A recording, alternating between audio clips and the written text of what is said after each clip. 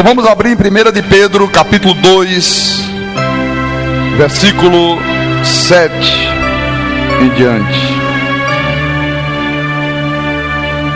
Nós estamos nessas noites de domingo, estamos chegando ao finalzinho da série de estudos sobre a predestinação.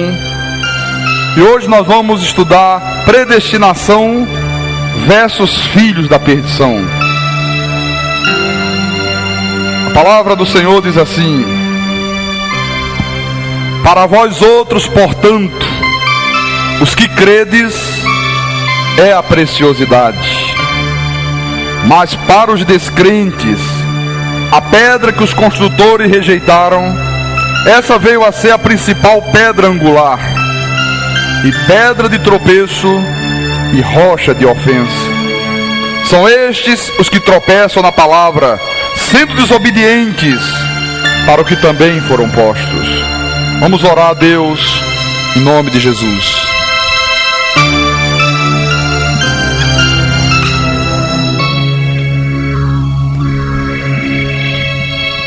Ah, Senhor Jesus Cristo, Deus bendito, Deus amado, como é bom, meu Senhor, nós temos o privilégio de estarmos aqui reunidos para ouvir a Tua voz, para aprender do Teu Espírito Santo a Tua palavra, porque é o conhecimento da Tua palavra que nos faz mais íntimos de Deus, que nos faz ter uma intimidade com o Pai. É o conhecimento que nos tira daquela condição de crianças espirituais para adultos na fé. Oh, meu Deus e meu Senhor, meu Rei, meu Salvador, meu escudo, minha rocha, meu baluarte. Queremos mais uma vez nesta noite de domingo que o Teu Espírito Santo abra o entendimento de cada uma das pessoas que Tu trouxesses aqui, para que elas possam compreender a verdade da Tua palavra. O Senhor mesmo diz: conhecereis a verdade e a verdade vos libertará. Só a Tua verdade pode tornar o Teu povo um povo livre, um povo que desfrute de uma ampla e total liberdade, de uma vida sobremodo excelente em Cristo Jesus. E a partir desta hora, meu Deus, nós rechaçamos, através da fé, toda e qualquer altivez, todo e qualquer sofisma, toda e qualquer fortaleza que se levante contra o conhecimento da verdade, e ativamos a mente de Cristo no Teu povo. Em nome de Jesus, em nome do Senhor, que todos que creem digam amém, amém, graças a Deus, graças a Deus. Meus amados irmãos, minha família espiritual, nação santa, sacerdócio real, nós temos ao longo desses últimos cultos, de domingo à noite, falado exaustivamente sobre a predestinação. Eu já tenho repetido aqui inúmeras vezes que a predestinação é a coluna vertebral do Evangelho. Ela é a coluna vertebral da vida cristã. Mas nós temos falado de predestinação sempre de uma forma muito profunda, com evidências bíblicas de Gênesis a Apocalipse. Aqui nesta igreja não se fala de Deus através de vãs filosofias. Aqui o pastor não pinça da Bíblia um versículo, lê e fala 1h30 aquilo que lhe vem à cabeça, a sua lógica, aquilo que ele acha, aquilo que ele não acha. Não. Aqui nós fazemos aquilo que o apóstolo São Paulo recomendou: conferir coisas espirituais com espirituais, para ver se é verdade aquilo que se está falando. Então nós temos pregado aqui acerca da predestinação para a salvação. Ou seja, aquela pessoa que um dia chega a plenitude de Deus, aquela pessoa que é chamada, que é justificada, que é glorificada, aquela pessoa que recebe o dom da fé, que é selada com o Espírito Santo, é porque esta pessoa, ela já fora predestinada por Deus, ela já fora conhecida por Deus desde antes da fundação do mundo. Mas hoje nós vamos falar de um outro aspecto, vamos falar do outro lado da moeda. Vamos falar daqueles que foram destinados à perdição. Olha, quando se fala isso na igreja de Jesus, irmãos, parece uma verdadeira bomba atômica, mas não pode. Como é que Deus vai destinar pessoas para a perdição? Bem, se nós vamos negar essas verdades da Bíblia, então precisamos rasgar a Bíblia e fazer uma nova Bíblia, segundo a lógica dos homens, segundo a ótica dos teólogos, mas segundo a ótica de Deus, você vai ver que há um plano perfeito, pré-estabelecido por Deus, onde neste plano fazem parte os filhos dele, aqueles que já existiam com ele em espírito, desde antes da fundação do mundo. Ele primeiro te criou à imagem e semelhança dele, tu és um ser espiritual, ele te escolheu, ele te predestinou, no ventre da tua mãe, ele revestiu o teu espírito de carne. Por isso você hoje tem uma forma humana, mas a Bíblia diz que ele te predestinou para a salvação. Aquele que veio de Deus, para Deus um dia também tornará. Não pode um filho de Deus se perder pelo caminho. Não pode um filho de Deus, por uma coisa qualquer, um motivo qualquer, um pecado, ou seja lá qualquer situação, deixar de tornar para Deus. É absolutamente impossível isto. Se bem que se ensina isso de uma maneira muito profunda aí fora. Mas dentro desse plano de Deus há aqueles que também passaram a existir numa forma humana a partir de Caim, e que a Bíblia chama os vasos de desonra, os filhos malditos, a planta que o pai não plantou. Quem são esses, pastor? São os anjos decaídos, aquela uma terça parte que Lúcifer arrastou com a sua cauda quando ele se rebelou contra Deus, e aprove a Deus, como Deus soberano que é, também permitir que eles tomassem forma humana.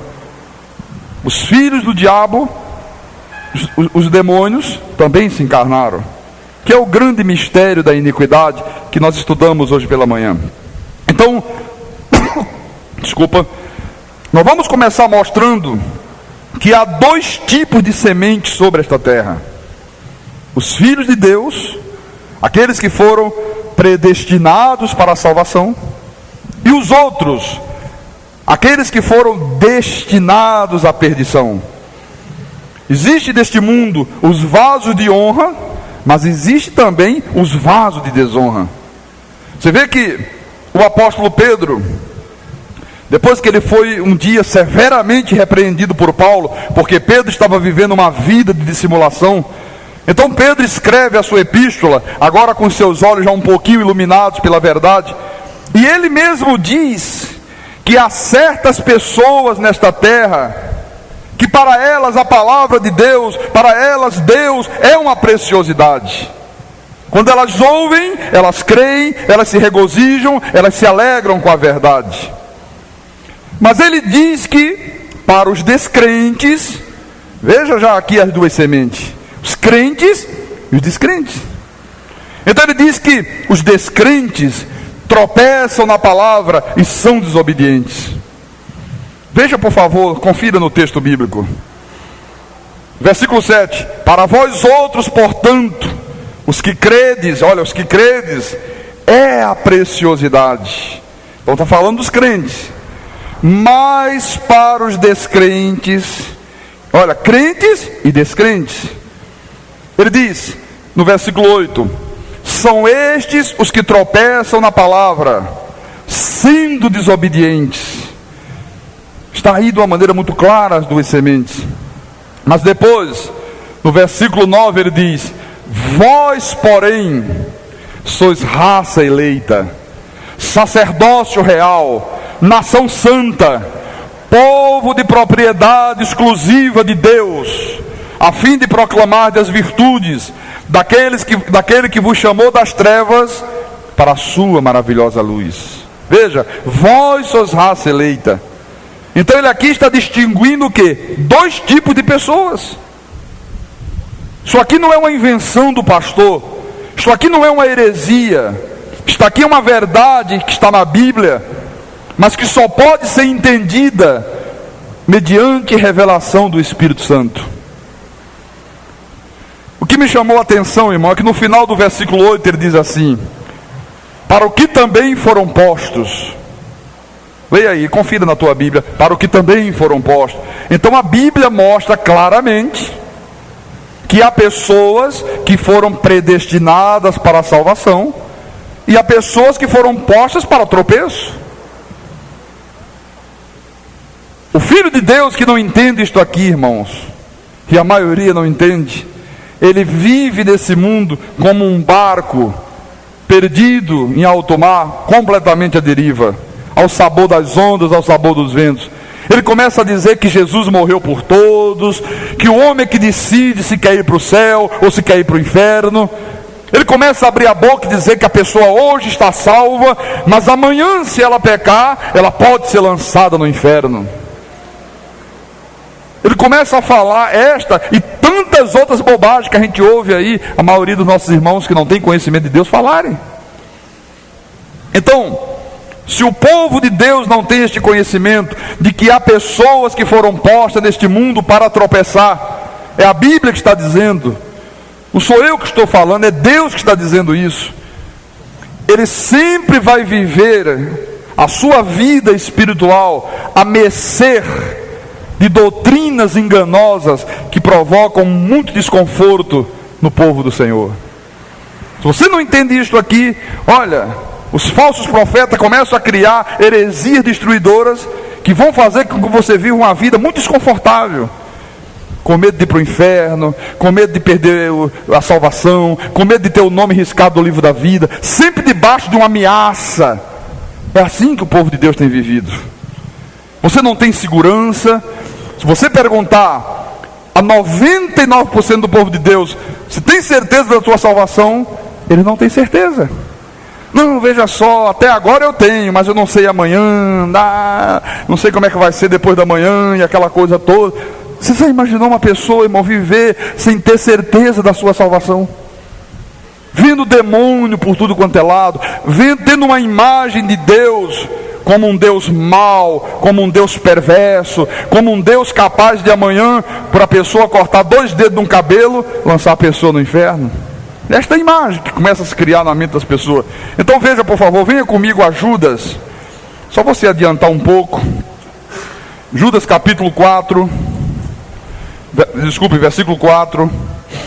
Ele disse assim: pois certos indivíduos se introduziram com dissimulação, os quais, desde muito, foram antecipadamente pronunciados para esta condenação. Homens ímpios que transformam em libertinagem a graça de nosso Deus e negam o nosso único, soberano e Senhor Jesus Cristo. Então você vê que Judas, ele discerniu que haviam nesta terra, que há nesta terra, pessoas que foram pronunciadas antecipadamente para quê? Para a condenação. Pedro disse: estes tropeços da palavra, estes são os desobedientes, para o que também foram postos. Judas fala a mesma coisa. Você vê que agora vem Judas aqui e diz que há homens ímpios, homens que transformam em libertinagem a graça de Deus. E que mais que eles fazem? Negam o nosso único, soberano e Senhor Jesus Cristo. E ele diz: olha, mas essa gente aí que faz isto, eles foram pronunciados antecipadamente para esta condenação. Agora eu quero que você perceba, irmãos, que há algumas características que só os ímpios têm. Só os das trevas possuem. Tropeçam na palavra, são desobedientes, transformam a graça de Deus em libertinagem, negam a soberania de Deus, diz que Deus não é soberano, o homem que é soberano, e eles morrem defendendo isso. Quer dizer, esta gente aqui, eles fazem parte de um mundo que não é o mesmo mundo dos filhos de Deus. Não sei se você lembra que Jesus disse assim: se vós fosseis do mundo, o mundo os amaria, mas vós não sois do mundo. Pastor, como é que é isso? Se vós fosse do mundo, Jesus agora está dizendo que nós não somos do mundo. A Bíblia uma hora diz que Deus amou o mundo de tal forma que deu o seu Filho, e agora vem Jesus e diz que nós não somos do mundo. Então como é que Deus amou o mundo? Irmãos, porque há 3 mundos. No texto grego original, há 3 expressões para identificar a palavra mundo. A primeira delas é cosmos. O que significa a palavra cosmos? O mundo físico. Esse mundo geográfico, esse mundo que os nossos olhos contemplam. Lua, sol, terra, florestas, rios, mares. Esse mundo geográfico. Há uma outra palavra que é o mundo ocumene. Ocumene no grego, que significa o mundo dos salvos. É um mundo espiritual. O mundo da salvação, o mundo dos eleitos de Deus. E há uma outra expressão do grego, que é aion, que significa o mundo da perdição. Se você não compreender, se você não conhecer isto, você vai achar que mundo é mundo, que Jesus morreu por todo mundo, e de repente vem ele mesmo e diz: não, vocês não são do mundo, e fica uma confusão que ninguém entende mais nada. Outra hora diz que vai mandar o Espírito Santo, mas que o mundo não pode receber o Espírito Santo. De repente vem João e diz: olha, se alguém amar o mundo, o amor do Pai não está nele. Aí a cabeça das pessoas começa a fundir. Só eu não entendo mais nada. Um dia Deus amou o mundo, outro dia diz que se eu amar o mesmo mundo, o amor dele já não está em mim. Você não entende a linguagem de Deus. E diz a palavra o que Judas disse? Que eles se introduziram, veja, eles estão dentro da igreja, esses homens ímpios, esses que fazem parte do mundo aion, do mundo da perdição. Pastor, por que ele diz que eles se introduziram com dissimulação? Irmãos, porque é muito fácil disfarçar de crente. No conceito do sistema religioso que está estabelecido, é muito fácil se disfarçar de crente. Basta colocar uma Bíblia embaixo do braço, não é verdade? Se for homem, um palitozinho, uma gravatinha cafona, quanto mais cafona melhor, né? E uma cara amarrada, cara de mal, e saudar as pessoas com a paz do Senhor, já é crente. Se for mulher, mesma coisa, usa a Bíblia, não corta mais o cabelo, deixa o cabelo crescer, não raspa mais as pernas, começa a ficar um gorila peludo, já é crente. Já é crente, todo mundo já vê como crente. Eu atendi um casal hoje de manhã, eles vieram de Campina Grande, se mudaram para Recife, e como não trouxeram uma carta de apresentação da igreja, aí eles foram na mesma igreja que eles faziam parte lá, disseram: não, sem a carta vocês não podem entrar, que o culto hoje é fechado. Imagina. Não pode, tem que ter a carta, tem que ter o documento, tem que ter a carteira, tem que ter isso, tem que ter aquilo. E eles me diziam: pastor, é um absurdo, o senhor está com a razão no que o senhor ensina na rádio. As pessoas são identificadas se ela tem um papel ou uma carteirinha, não importa o que elas sejam interiormente, não importa. Bem, felizmente é isso que acontece aí fora. Então, são homens ímpios que fazem o quê? Transformam em libertinagem a graça de Deus e negam o nosso único e soberano Senhor Jesus Cristo. Irmãos, quem é o nosso único e soberano Deus? Jesus Cristo. Nós não temos 3 deuses, nós temos um só Deus, um só Deus. E ele diz que foram pronunciados antecipadamente para esta condenação. Agora você pode dizer assim: pastor, mas antes de nós sermos crentes, pastor, nós também não éramos ímpios?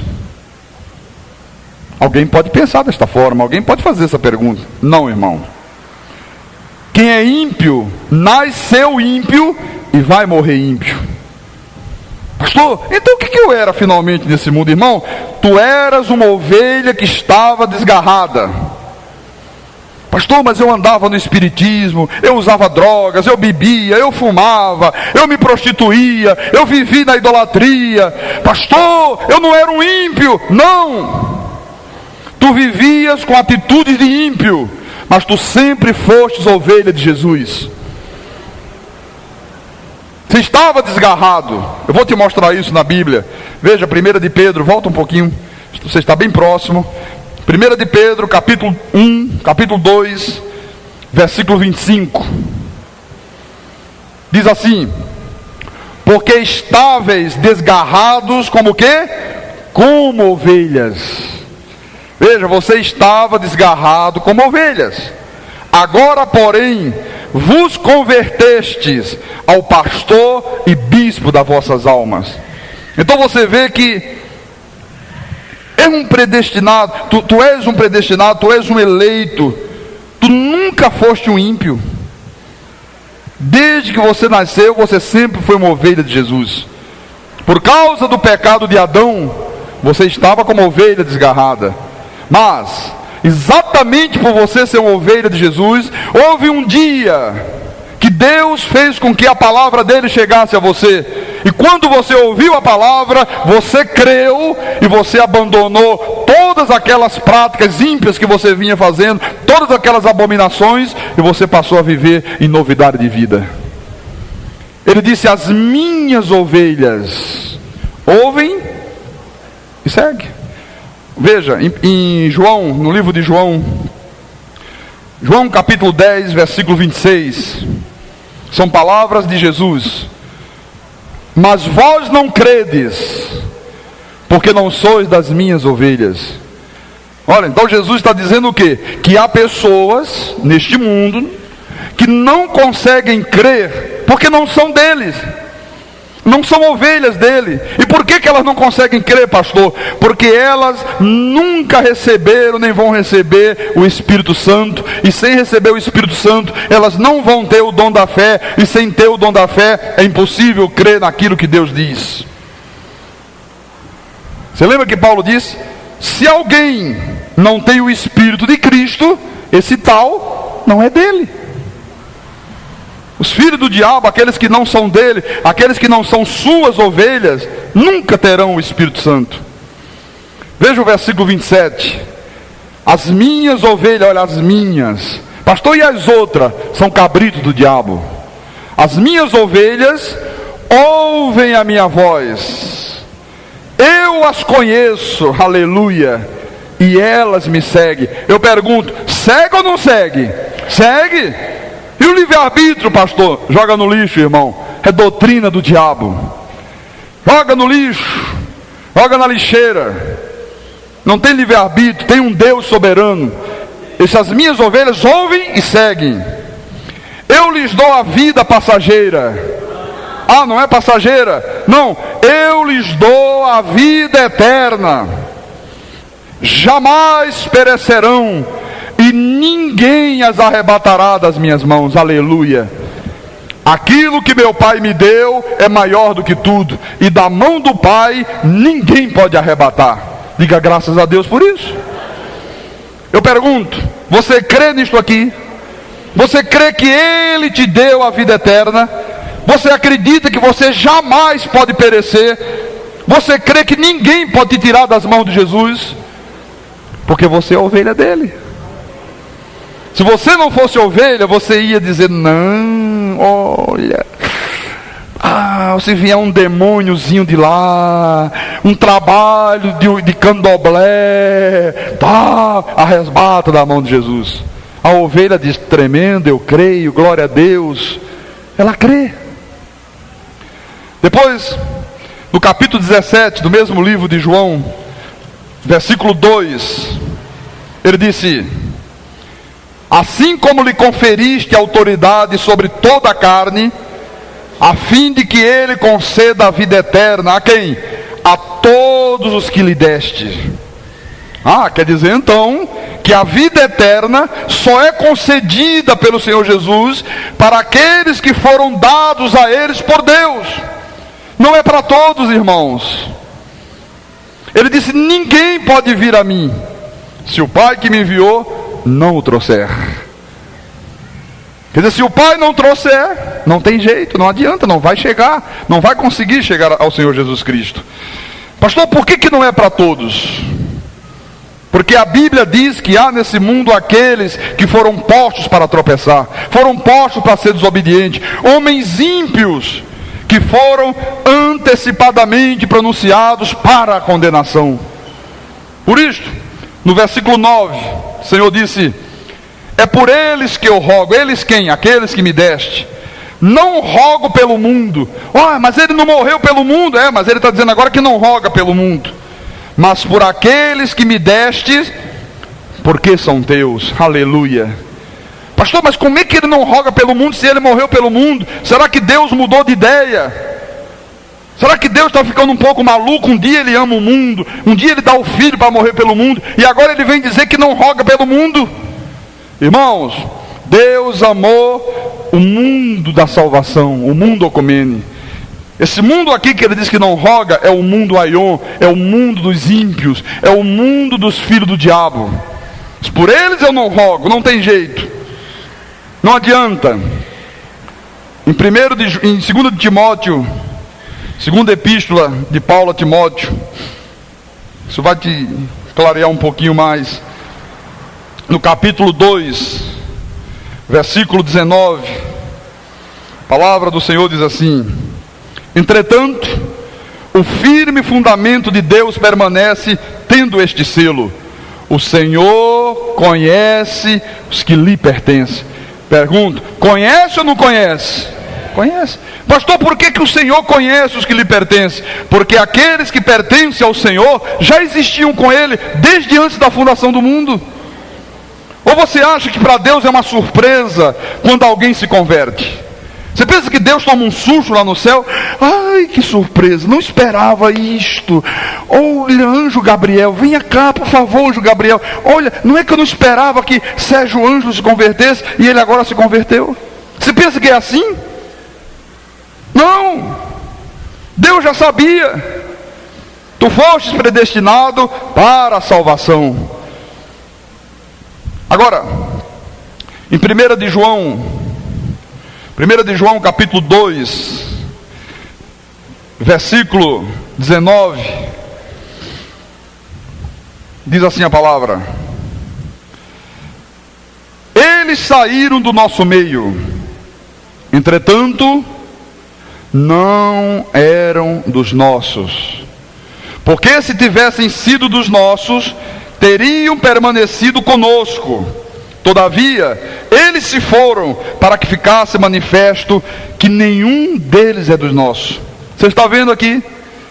Quer dizer, há pessoas que são de Deus, mas há outras que um dia elas se vão.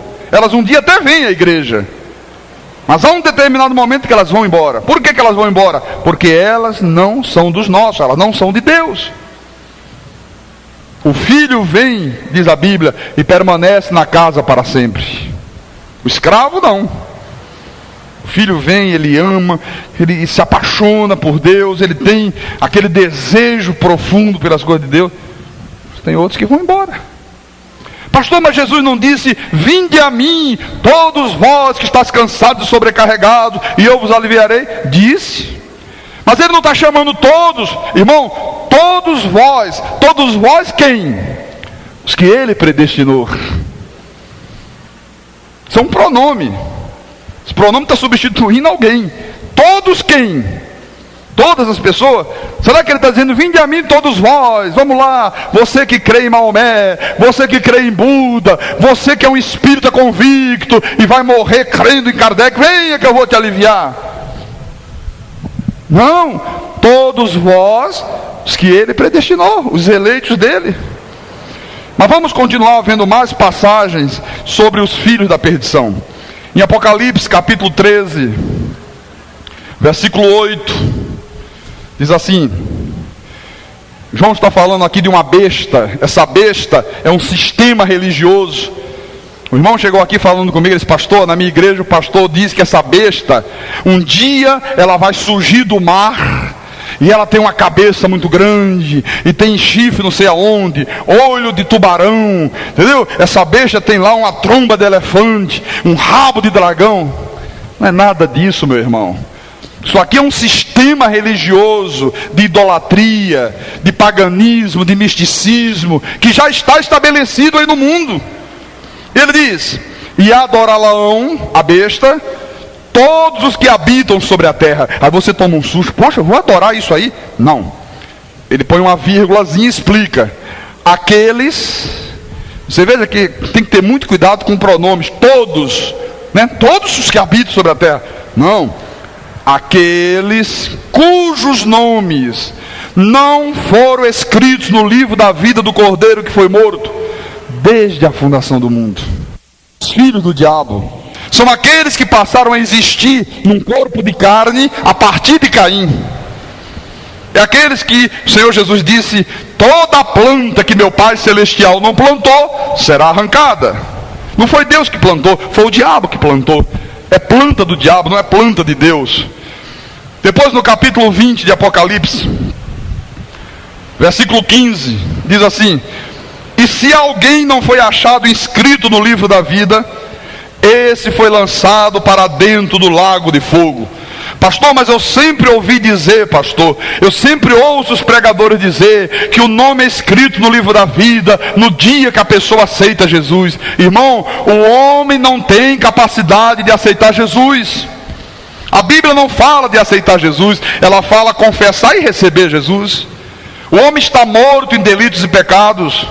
Um morto não tem vontade, um morto não tem desejo. A Bíblia diz: não há quem entenda, não há quem faça o bem, não há justo, nem sequer um.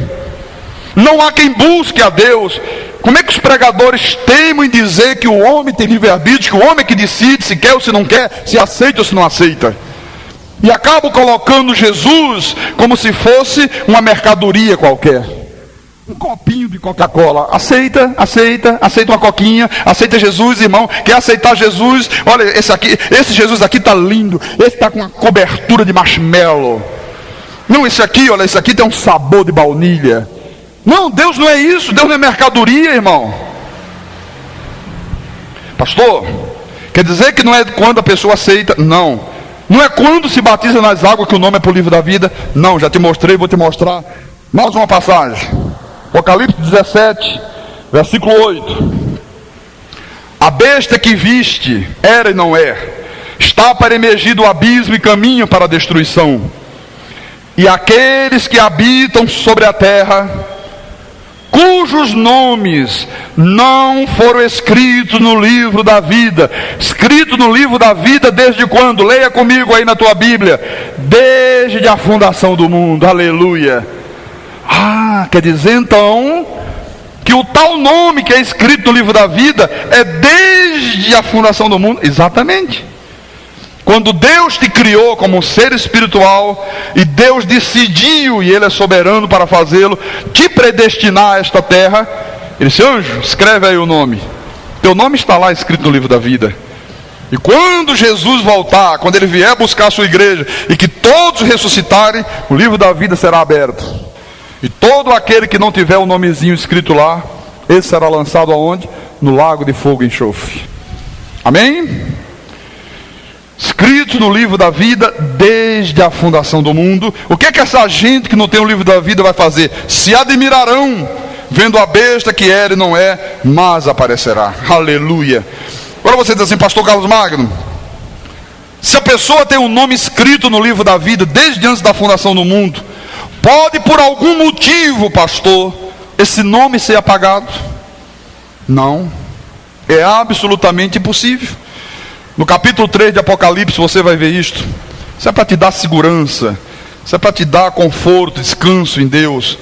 Então, Apocalipse capítulo 3, versículo 5, diz assim: o vencedor, aleluia. Quem é vencedor, diga amém. O vencedor será assim, vestido de vestiduras brancas, e de modo nenhum apagarei o seu nome do livro da vida. Pelo contrário, confessarei o seu nome diante de meu Pai e diante dos seus anjos. Pastor, mas aqui não dá uma ideia assim de que o vencedor, aquele que vencer, irmãos, quando Jesus morreu na cruz, quando ele disse está consumado, você sabe o que é que ele disse para Paulo, e que Paulo escreveu aos Romanos? Que naquele momento ele nos tornou mais do que vencedores. Só vai vencer, só será vencedor aqueles que Deus tornou mais do que vencedores na cruz do Calvário. Tu és mais do que vencedor. E ele disse: jamais apagarei o seu nome do livro da vida. Jamais. Quem é esse vencedor aqui? São os eleitos. São os que Deus predestinou a este mundo. Em Romanos capítulo 9, vamos agora para o livro de Romanos. Romanos 9, versículo 22 e 23, diz assim a palavra: que diremos, pois, se Deus, querendo mostrar a sua ira e dar a conhecer o seu poder, suportou com muita longanimidade os vasos de ira, leia com o pastor agora, preparados para perdição.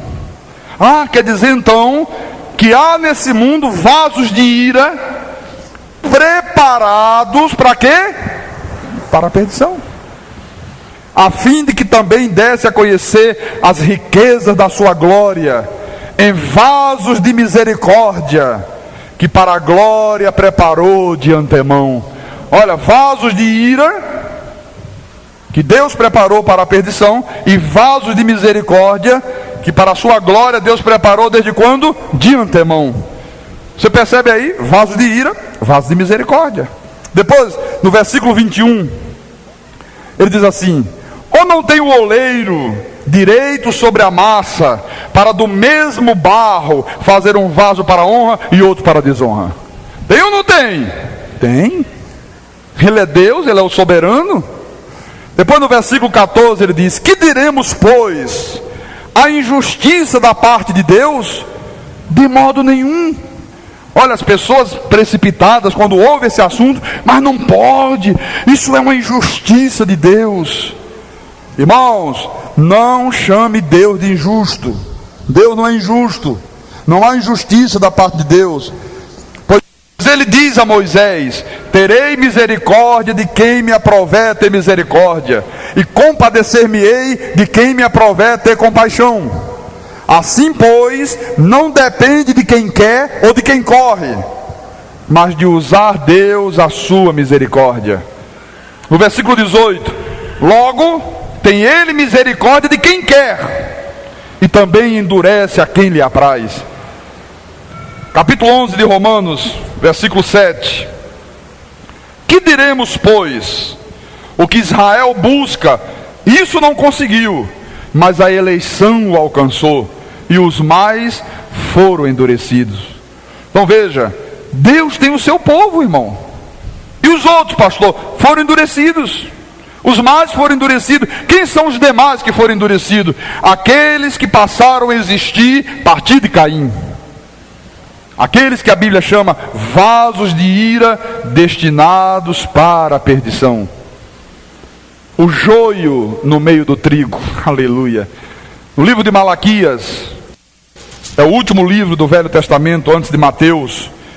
Malaquias capítulo 1, versículo 2 e 3, diz assim: eu vos tenho amado, diz o Senhor, mas vós dizeis: em que nos tem amado? Não foi Esaú, irmão de Jacó? Disse o Senhor: todavia amei a Jacó, porém aborreci a Esaú, e fiz dos seus montes uma assolação, e dei a sua herança aos chacais do deserto. Veja, Jacó, vaso de honra, e Esaú, vaso de desonra. Jacó, predestinado para a salvação desde antes da fundação do mundo. E Esaú, pastor, destinado para a condenação a partir de Caim. Então, o que tu tens que entender, o que você tem que saber, meus irmãos amados, é que só vão crer em Deus, só pode crer em Deus aqueles que Deus quer que creiam. Não depende de quem quer, não depende de quem corre, depende de Deus usar a sua misericórdia. Só pode crer em Deus aqueles que Deus quer que eles creiam. Vamos ver isso, por favor, em Atos dos Apóstolos, capítulo 13. Atos 13, versículo 48. Está aí Paulo pregando, e a palavra diz que havia uma multidão ouvindo a mensagem de Paulo, E a Bíblia diz: os gentios, ouvindo isto que Paulo pregava, regozijavam-se e glorificavam a palavra do Senhor. E creram. Creram quem, pastor? Todos os que haviam sido destinados para a vida eterna. E os outros não creram. Então só crê os que foram destinados para a vida eterna. Por isso que você crê, por isso que você está aqui, por isso que você é fiel a Deus, por isso que essas verdades causam bem-estar no teu espírito. Quem não foi destinado para a vida eterna, olha, sente um incômodo com essa verdade de Deus. Sabe? É uma coisa amarga. Isso é muito amargo, não gosto, não consigo e tal. Bem, no capítulo 16 de Atos dos Apóstolos, versículo 13. Atos 16, 13. No sábado, saímos da cidade para junto do rio, onde nos pareceu haver um lugar de oração. E assentando-nos, falamos às mulheres que para ali tinham concorrido. Quer dizer que Paulo saiu com seus companheiros, num dia de sábado. Ele saiu da cidade, ele foi para junto de um rio, havia um lugar calmo, tranquilo. Ele disse: olha, isso aqui me parece um lugar de oração, está muito tranquilo, muito recatado, muito afastado. E quando eles se assentaram naquele lugar, diz a Bíblia que concorreram ali muitas mulheres. Várias mulheres foram lá ouvir o que Paulo estava falando. E no versículo 14 diz: certa mulher, chamada Lídia, da cidade de Tiatira, vendedora de púrpura, temente a Deus, nos escutava. O Senhor lhe abriu o coração para atender às coisas que Paulo dizia. Veja, por que Deus só abriu o coração de Lídia e não abriu das outras? E as outras mulheres? A Bíblia diz: o Senhor abriu o coração de Lídia para atender às coisas que Paulo dizia. E por que o Senhor não abriu das outras, pastor? Porque as outras não foram predestinadas para a salvação. O Senhor só abre dos seus, dos filhos dele. Romanos capítulo 9. Romanos capítulo 9, versículo 19. Diz assim: versículo 19. Tu, porém, me dirás: de que se queixa ele ainda? Pois quem jamais resistiu à sua vontade? Aleluia. Olha, quem jamais resistiu à vontade de Deus? Ninguém. Então você vê que livre-arbítrio é uma altivez. Livre-arbítrio é um sofisma. Livre-arbítrio é uma fortaleza. Livre-arbítrio é uma maldição. Não é o homem que decide vir ou não vir. Irmãos, é Deus que chama, é Deus quem elege, e aqueles que são elegidos por Deus, eleitos de Deus, não podem resistir à vontade de Deus. Aí você diz assim: pastor Carlos Magno, quer dizer então que aquelas pessoas que morrem sem nunca vir para Jesus, não foi porque elas usaram o livre-arbítrio, pastor? Não foi elas que decidiram não vir? Não. É porque elas foram endurecidas. São os vasos de ira destinados para a perdição. São aqueles ímpios que Judas diz que fazem libertinagem com a graça de Deus, que foram pronunciados antecipadamente para a condenação. Pastor, pode uma pessoa que foi predestinada, depois de regenerada, fazer libertinagem com a graça de Deus? É possível isto? Não, é absolutamente impossível. Não pode. Pastor, mas eu conheço uma pessoa que já foi crente e depois saiu da igreja, voltou para macumba, hoje está lá fazendo mil e uma. Irmão, não era um eleito de Deus, não era um crente, era o joio no meio do trigo. João disse: eles se foram porque não eram dos nossos. O diabo planta o joio para causar escândalo na igreja de Jesus, para confundir os eleitos. Eu vou te mostrar por que não pode um eleito de Deus, depois de regenerado, voltar e fazer libertinagem. 1 de Pedro, capítulo 2, versículo 23. 1 de Pedro, capítulo 1, desculpe, versículo 23, capítulo 1. Pois fostes regenerados, não de semente corruptível, mas de incorruptível, mediante a palavra de Deus, a qual vive e é permanente. Irmãos, tu foste regenerado de uma semente incorruptível. Aquilo que Deus fez na tua vida é para sempre, não se corrompe mais nunca. Ele te aperfeiçoou para sempre. Tu estás regenerado de uma semente corruptível. Por isso que Paulo diz: nós não somos dos que retrocedem para a perdição. Não pode um filho de Deus, não pode um eleito de Deus retroceder. É absolutamente impossível. Em 1 de João, adianta um pouquinho só, capítulo 3, versículo 6, diz assim: todo aquele que permanece nele não vive pecando.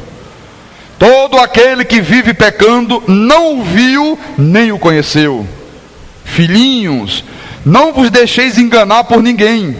Aquele que pratica a justiça é justo, assim como ele é justo. Aquele que pratica o pecado procede do diabo. Quer dizer, quem vive na prática do pecado, entendeu? É porque procede do diabo, não é de Deus, meu irmão. Porque o diabo vive pecando desde o princípio. Para isto se manifestou o Filho de Deus, para destruir as obras do diabo. Todo aquele que é nascido de Deus não vive na prática do pecado. Quem é nascido de Deus, diga amém. Amém. Então tu não podes viver na prática do pecado, pois o que permanece nele é a divina semente. Ora, esse não pode viver pecando, porque é nascido de Deus. Nisto são manifestos os filhos de Deus e os filhos do diabo. Olha, tem gente que diz, mas não pode ter filho do diabo. Está aqui a Bíblia dizendo que nisto aqui são manifestos os filhos de Deus e os filhos do diabo.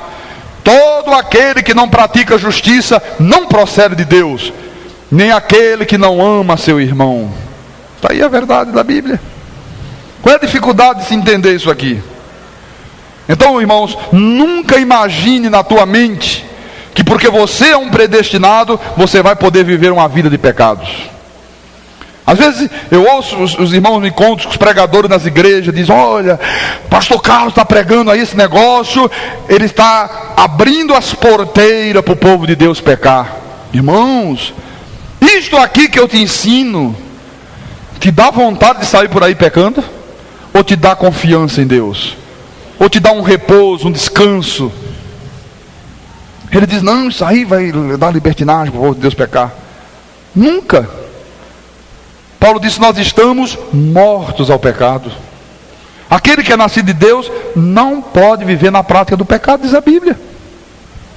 Se este pensamento surgir na tua mente, irmão, isto é um desejo enganoso de Satanás para fazer você praticar coisas erradas e cair na correção, na disciplina e no açoite de Deus. Se vem alguém de lá e sopra no teu ouvido: olha, você está predestinado, está garantido, não se perde mais, então não faz mal você viver aí de qualquer maneira, não vai afetar nada, não precisa mais frequentar a igreja, já é predestinado, para que vir para a igreja? Isso são desejos enganosos de Satanás. Por isso que eu te ensino essas verdades, para que tu tenhas um conhecimento profundo da Bíblia. Em Efésios capítulo 4, versículo 22, Paulo disse aos irmãos de Éfeso, no sentido de que, quanto ao trato passado, vos despojeis do velho homem, que se corrompe segundo as concupiscências do engano. Veja, as concupiscências do engano, isso é, desejos enganosos, que se você não tiver conhecimento, pode levar você a receber de Deus correção, disciplina e açoite. E o açoite pode ser até uma morte prematura. Pastor, mas há muitas pessoas neste mundo, pastor, que vivem na prática do pecado, elas praticam muitos males, e eu não vejo essa gente receber nenhuma disciplina, nenhuma correção de Deus, pastor Carlos. Como é que explica isto, pastor? Eu explico com Bíblia na mão. Hebreus capítulo 12, versículo 8. Mas se estais sem correção, de que todos se têm tornado participante, logo sois bastardos e não filhos. Logo sois bastardos, não sois filhos. Deus só corrige os filhos. Pastor, olha só, eu tenho um vizinho lá, pastor Carlos Magno, olha, ele bebe, ele fuma, sabe, ele tem 1000 mulheres, tem amante, ele traz esposa, ele é desonesto, pastor, e não acontece nada com esse homem. Irmãos, está sem correção, é bastardo, não é filho. Ele está assim porque ele já foi posto para isso mesmo, já está condenado. Pastor, mas comigo é diferente, pastor, qualquer coisinha, qualquer vacilo que eu dou, o mundo já desaba sobre mim. É porque Deus te ama. É para a disciplina, é para que tu desfrute da santidade dele. Como você faz com teu filho. Quando você vê teu filho fazer uma coisa errada, você logo disciplina. Por quê? Porque você sabe que se não fizer, você está querendo o mal dele. Mas você quer discipliná-lo, você quer mostrar a ele que ele está errado, para que ele possa viver uma vida decente. Amém? Você entende isto aqui? Em nome de Jesus. Pastor, quer dizer então que aos filhos e aos bastardos. É a Bíblia que está dizendo isso. Agora veja, no mesmo capítulo 12 de Hebreus, versículo 5, ele diz: e estáis esquecido da exortação que como a filhos discorre convosco. Filho meu, não menosprezes a correção que vem do Senhor, nem desmaies quando por eles és reprovado. Porque o Senhor corrige a quem ama, e açoita a todo filho a que recebe. Deus corrige aquele a quem Ele ama, aos seus filhos. Amém? Pastor Carlos Magno, quando é que uma pessoa se torna bastardo, pastor? Se há os filhos, se há os bastardos, se há os ímpios, se há os santos. Quando é que uma pessoa se torna bastardo? Quando é que uma pessoa se torna ímpio, pastor Carlos Magno? Vamos ver isso na Bíblia. Salmo 58. Vamos lá para o livro de Salmos. Salmo 58, versículo 3. Diz assim a palavra da verdade: desviam-se os ímpios desde a sua concepção, nascem e já se desencaminham proferindo mentiras. Veja, o ímpio nasce e já se desencaminha. A ovelha é diferente, ela nasce ovelha desgarrada, mas chega uma hora que ela tem que se converter ao pastor e bispo da sua alma. Então, a Bíblia diz que o ímpio, já na sua concepção, quando ele é concebido no ventre, ele já é ímpio. Ele já é concebido ímpio, eles já são concebidos ímpios, diz a palavra. Pastor, e nós os predestinados, pastor?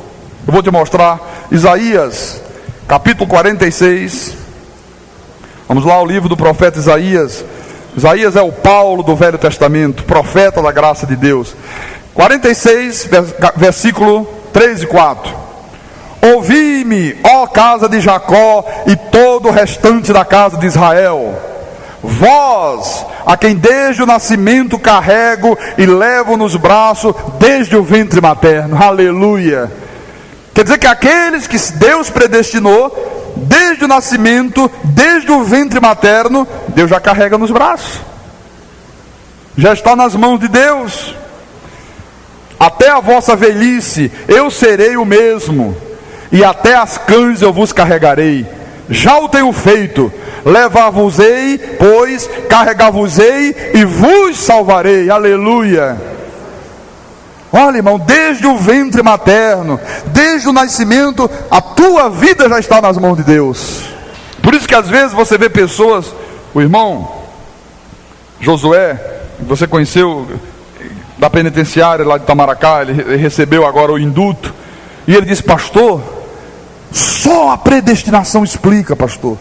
Uma vez a polícia pegou eu e mais uns 8 elementos e levou para um lugar aí deserto para matar todo mundo. E matou o primeiro, sangue frio. O segundo, terceiro, quarto, quinto, sexto, sétimo. Quando chegou na minha vez, de repente o tenente que estava lá disse: não, deixa isso aí volta. Leva esse sujeito de volta, deixa, não, já acabamos com 7, esse aí vai voltar. Que explica isso? Qual é a explicação para isso? Está aqui na Bíblia. Desde o nascimento carrego e levo nos braços, desde o ventre materno. Aleluia. Não podia morrer sem antes se converter ao pastor e bispo das almas. É absolutamente impossível. Foi Deus que não permitiu. Algo sobrenatural acontece, irmão. Quantos momentos na minha vida, antes de eu me converter, que eu passei, que eu vi a morte de perto? Por que eu não morri? Por que eu tive amigos meus que morreram e não tiveram a chance que eu tive de lá adiante ouvir a palavra e me converter? Porque não eram de Deus. Não eram filhos de Deus. Não eram eleitos do Senhor. Pastor Carlos, mas nós estamos na mão de Deus desde o ventre materno, desde o nascimento. Mas Deus nos carrega até quando, pastor? Até o fim, irmão. Até a tua salvação. Até o fim. E ninguém mais te tira das mãos deles. Então você vê que há pessoas predestinadas para a salvação e há pessoas destinadas para a perdição, que fazem o quê? Libertinagem com a graça de Deus. Pastor, dava para você explicar um pouquinho o que significa essa coisa aí de fazer libertinagem com a graça de Deus? Posso. Às vezes chega irmão aqui na igreja, pastor, escuta aqui, aqui tem uma correntezinha aí de 12 semanas. Não, aqui não tem corrente de semana nenhuma, isso é libertinagem com a graça de Deus. Pastor, mas aqui o senhor não faz assim uma coisa das muralhas de Jericó que vão cair? Não, isso é libertinagem com a graça de Deus. O senhor não marca um dia para distribuir um salzinho grosso para a gente? Não, isso é libertinagem com a graça de Deus. Pastor, mas assim, nem um pouquinho, assim um saquinho pequenininho, só uns grãozinhos de sal? Não, irmão, isso é libertinagem com a graça de Deus. Tu tens que saber essas verdades. Pastor, o senhor não marca um dia aqui para a gente fazer uma novena à Virgem Maria? Não, isso é libertinagem com a graça de Deus. O senhor não distribui uma cruz para a gente colocar no peito como proteção? Não, isso é libertinagem com a graça de Deus. Pastor, então quer dizer que só se perde quem é destinado à perdição? Exatamente isso que eu estou te falando. Veja por favor no livro de João. Pastor, por que o senhor vai para João, vai para Malaquias, vai não sei para onde? Irmão, é para você aprender a manejar bem a palavra da verdade. É para que a Bíblia se torne um livro, entendeu? Íntimo nas tuas mãos, para que tu conheça a Bíblia de uma maneira maravilhosa, sabes manejar bem a palavra da verdade. Então João capítulo 17, versículo 12, diz assim a palavra: quando eu estava com eles, guardava-os no teu nome que me deste, e protegi-os, e nenhum deles se perdeu, exceto o filho da perdição, para que se cumprisse a Escritura. Você vê, aqueles que são dados pelo Pai a Jesus, Jesus os guarda. Ele diz, das minhas mãos ninguém os arrebata. Ele diz, olha, eu os guardei, eu os protegi, nenhum se perdeu, exceto o filho da perdição. Irmão, dá para você sentir como é bom tu crer nessas verdades. A responsabilidade de guardar a tua vida é dele. A tua vida está guardada pelo Senhor Jesus Cristo, o Deus Todo-Poderoso. Sintas confiança nisso. Não vivas aflito, não fiques angustiado, não entre em depressão. Há pessoas que ficam deprimidas, meu irmão. Você sabe que uma grande parte dos crentes vive fazendo tratamentos psiquiátricos, terapia de grupo, porque ficam com a mente tudo perturbada. A pior coisa do mundo, irmão, é uma pessoa viver debaixo de medo, de ameaça. Então o que nós precisamos entender, meus amados irmãos, é que Deus tem um plano perfeito, e Ele disse, farei toda a minha vontade. Deus não deu prerrogativa a nenhum homem, a nenhuma igreja, a nenhuma convenção, a nenhum concílio, para que eles fizessem um plano para Deus cumprir. As igrejas fazem plano para Deus cumprir. Não, está aqui o plano e agora vamos orar e jejuar para que o Senhor faça. Não, o plano já está pronto. Ele já fez o plano perfeito, e aquilo que Ele fez, aquilo que Ele decretou, tem que se cumprir. Amém? Tem que se cumprir. E você faz parte deste plano maravilhoso de Deus. Diga graças a Deus. Eu quero terminar a mensagem desta noite. No livro de Filipenses, eu tinha muita coisa aqui no meu esboço, mas o tempo não dá. A hora está passando rapidamente. Domingo nós falamos mais. Em Filipenses capítulo 1, Versículo 6. A palavra do apóstolo Paulo aos crentes de Filipe diz assim: estou plenamente certo. Olha, Paulo disse: eu estou convicto, estou plenamente certo de quê? De que aquele que começou boa obra em vós há de completá-la até ao dia de Cristo Jesus. Aleluia. Aquele que começou boa obra há de completá-la, irmão. Tu estás seguro, tu estás nas mãos do Deus Altíssimo, tu estás nas mãos de Jesus. Jesus na cruz do Calvário, com uma única oferta, Ele te aperfeiçoou para sempre. Tu estás perfeito, tu estás justificado, tu estás glorificado. O maligno não te pode mais tocar. Tu estás sentado em lugares celestiais com Cristo Jesus. Tu és um eleito de Deus, tu és o escolhido de Deus, e a tua vida está garantida por Deus e é para sempre. Diga graças a Deus por isso. Diga glória a Deus. Diga: eu creio que aquele que começou a boa obra em mim há de completá-la até ao dia de Cristo Jesus. Graças a Deus. Assim seja, assim disse o Senhor. Glória a Deus, aleluia.